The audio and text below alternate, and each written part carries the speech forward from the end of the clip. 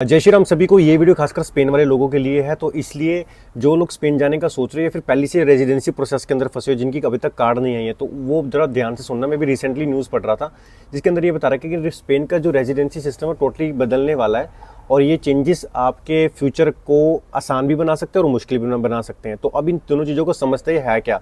तो 2026 के अंदर ये कह रहे हैं कि सब कुछ चेंज करेंगे।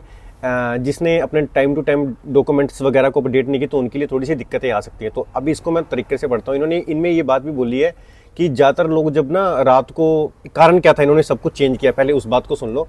ज़्यादातर लोग ना काफ़ी रात को 12 बजे 1 बजे वेबसाइट रिफ्रेश करते रहते थे कि वो उनकी अपॉइंटमेंट उठा सके या अपडेट ले सके। अब अगर आप किसी बार्सिलोना शहर में पेपर कराएं तो वहाँ पर कोई और डॉक्यूमेंट मांगे जाते थे, अगर आप मद्रिद में कराएं तो वहाँ पर कोई और डॉक्यूमेंट मांगे जाते, मतलब अलग अलग शहर में अलग अलग डॉक्यूमेंटेशन का चक्कर पड़ता रहता था। किसी को अपॉइंटमेंट 2 हफ्ते मिल जाती थी तो किसी को अपॉइंटमेंट महीने में 2 महीने मिलती थी।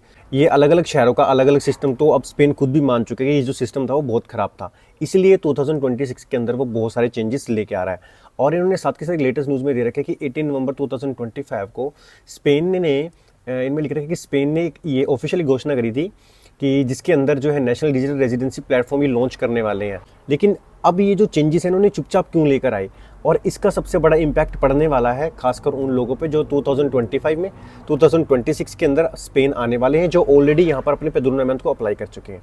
अब एक सिंपल सी बात बताता हूँ, जस्ट सिंपल इमेजिन करके देखो। मान लो कोई भी 2 बंदे हैं, ठीक है, मैं और एक मेरा दोस्त है, हम दोनों सेम टाइम पर इंडिया से स्पेन में आए हैं, दोनों ने सेम टाइम में पेपर लॉक कराए, दोनों का सेम बैंक बैलेंस है, दोनों का सेम वीज़ा टाइप भी सेम है, दोनों एक तरीके से।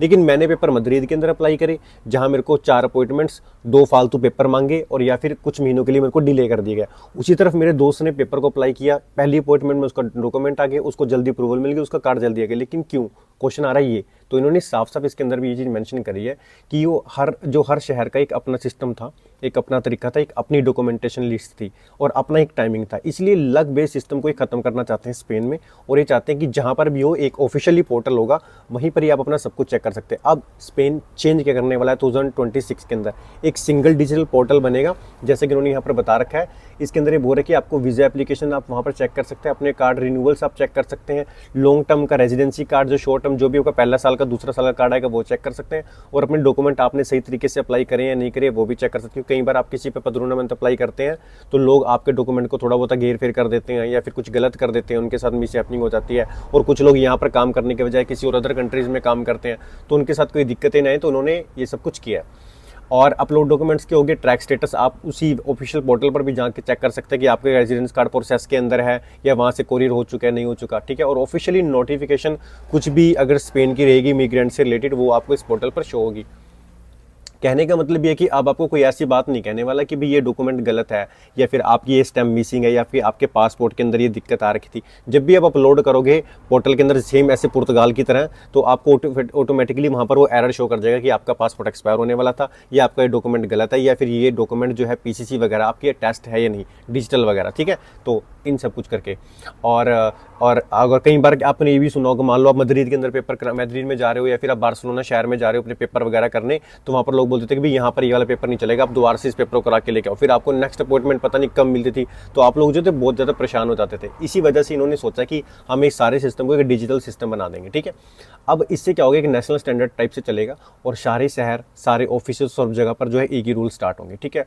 अब आती है बात कि इसका बेनिफिट सबसे ज़्यादा किसको होने वाला है, ठीक है। ये फॉर्म तो इसके अंदर जो सबसे ज़्यादा बेनिफिट मेरे ख्याल से यहाँ पर जो इन्होंने बताया हुआ है कि जो डिजिटल नोमैड वीज़ा एप्लीकेंट्स वाले लोग होते थे, जो डिजिटल वीज़ास पर यहाँ पर आते हैं, नोमैड वीज़ा जैसे कि फ्रीलांसिंग वाला करना या कोई भी हाई स्किल्स वाले जो बेसिस पे लोग आते थे, उनके लिए थोड़ी सी बड़े आसानी होगी, ठीक है। नॉन लुक्रेटिव वीज़ा होल्डर्स हैं उनके लिए भी होगी, जो EU फैमिली मेंबर्स हैं, मान लो यूरोप कंट्रीज़ के अंदर आ रहे हैं, उनके लिए भी हो सकती है। और जो स्टूडेंट्स लोग यहाँ पर स्पेन के अंदर आ रहे थे, मैं आपको नेक्स्ट वीडियो ये भी बताऊंगा कि आपके लिए स्टूडेंट बेस पर आना स्पेन क्यों जरूरी है, बेटर देन टूरिस्ट और वर्क परमिट के, ठीक है। नेक्स्ट वीडियो में बताएंगे। अभी की वीडियो में सिर्फ ये चीज़ है कि जो स्टूडेंट लोग कन्वर्ट कर रहे थे वर्क परमिट में, उनके लिए भी बेनिफिट हो सकता है। उनके कार्ड जो अटके हुए थे वो अब जल्दी आने स्टार्ट हो जाएंगे। लॉन्ग टर्म रेजिडेंस कार्ड वालों के लिए भी, जैसे लोग 5 साल वाला कार्ड अप्लाई किया है स्पेन का, उनके लिए बेनिफिट हो सकते हैं, ठीक है। आप अचानक से जल्दी कार्ड रिसीव होंगे। और हाईली क्वालिफाइड वर्क, जैसे लोग डॉक्टर, इंजीनियरिंग, ITs वगैरह के लिए यहाँ पर आ रखे हैं, तो उनको भी ये कार्ड मिलने के लिए चांसेस ज़्यादा हो सकते हैं। नेक्स्ट हम बात करने वाले हैं, अगर आप इंडिया, दुबई, UK या फिर आप किसी अदर कंट्री से भी अप्लाई करते हैं, ठीक है, आपका पूरा फाइल कंसुलेट से सीधे स्पेन के नेशनल डिजिटल प्लेटफॉर्म पर जाएगा, ओके।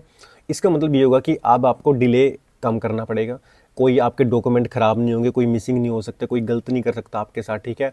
आपकी अपॉइंटमेंट थोड़ा जल्दी होने के चांसेस रहने वाले हैं और जल्दी ही आपका केस अप्रूव होगा। जैसे कह रहे थे कि अभी पिछली बार स्पेन में लोगों के 4-4 साल से कार्ड अटके हुए नहीं आ रहे हैं, अब वो कार्ड जो है थोड़े से जल्दी मिलने स्टार्ट हो जाएंगे। और इन्होंने साथ के साथ ये चीज़ को भी थोड़ा सा कन्फ्यूजन के लिए किया है, जिसमें थोड़ी सी दिक्कतें आ सकती है कि 2025 और 2026 के अंदर इन्होंने कुछ समय तक थोड़ा सा बता रखा है कि कन्फ्यूजन्स हो सकती है, लेकिन कभी कभी जो है नई रिक्वायरमेंट्स आएंगी और या फिर कभी कभी जैसे सेम पुर्तगाल के अंदर हो रहा है कि वो पोर्टल को अपडेट कर देते हैं। जब डॉक्यूमेंट डालने का टाइम होता है तो उसके बाद उनकी वेबसाइट में एरर आने स्टार्ट हो जाते हैं, फिर पोर्टल अपडेट नहीं हो पाता सही तरीके से, आपके डॉक्यूमेंट प्रॉपर तरीके से काम नहीं कर पाते। तो इसमें स्टार्टिंग में थोड़ी सी दिक्कतें आ सकती है 2026 के एटलीस्ट जून जुलाई तक तो, ठीक है। जब 5-6 महीने चलने के बाद सब कुछ सही हो जाएगा, उसके बाद आपको टेंशन नहीं होगी। और कभी कभी जो डॉक्यूमेंट्स लिस्ट के अंदर बदल सकती है तो थोड़ा सा नॉर्मल ही है, इसमें कोई इतनी दिक्कत नहीं है। वीडियो का एंड होने से पहले ये इंपॉर्टेंट टिप्स जो है आप सभी इमिग्रेंट्स के लिए है, तो इनका ध्यान रखना। जैसे कि सभी डॉक्यूमेंट्स की ना आप डिजिटल कॉपीज़ वगैरह अपने पास बना के रख लेना। कहने का मतलब सारे डॉक्यूमेंट आपके पास स्कैन करके प्रॉपर तरीके से पड़े होने चाहिए। जब भी ये डिजिटल सिस्टम स्टार्ट होगा, आपको उनको कैसे अपलोड करना है उसके लिए मैं आपको स्पेशल वीडियो बना के दिखा दूंगा। अपने सभी डॉक्यूमेंट अपोस्टल या फिर ट्रांसलेशन कराकर ही रखें टाइम से पहले। ऑफिशियली स्पेनिश मिनिस्ट्री जो है उनके अपडेट्स को हमेशा फॉलो करना है, जो भी लेटेस्ट न्यूज़ आ रही है उन तक ध्यान देना। और अगर आपको नहीं पता तो उसके लिए मुझे आप कमेंट कर सकते हो। और 2026 के अंदर जो भी नए सिस्टम्स की न्यूज़ आ रही है उनके ऊपर ध्यान रखा। अभी ये अप्रूवल नहीं हुआ, ये नहीं कोई कंफर्मेशन डेट आ रही कब से स्टार्ट होने वाला है, लेकिन फिर भी जो भी चेंजेस आने वाले हैं, क्योंकि मुझे पता है पुर्तगाल में आ चुके थे तो अब स्पेन की बारी है और अब ऑल ओवर यूरोप के अंदर ऐसे ही हाल होने वाला है। तो जो लोग इधर उधर कंट्रीज में काम कर रहे हैं वो अपनी सही तरीके से यहाँ पर आए, सही तरीके से अपने डॉक्यूमेंट टेक्स्ट करें। नेक्स्ट वीडियो जरूर देखना, मैं इन सारे टॉपिक के ऊपर कवर करने वाला हूँ। तब तक के लिए थैंक यू सो मच। जय श्री राम।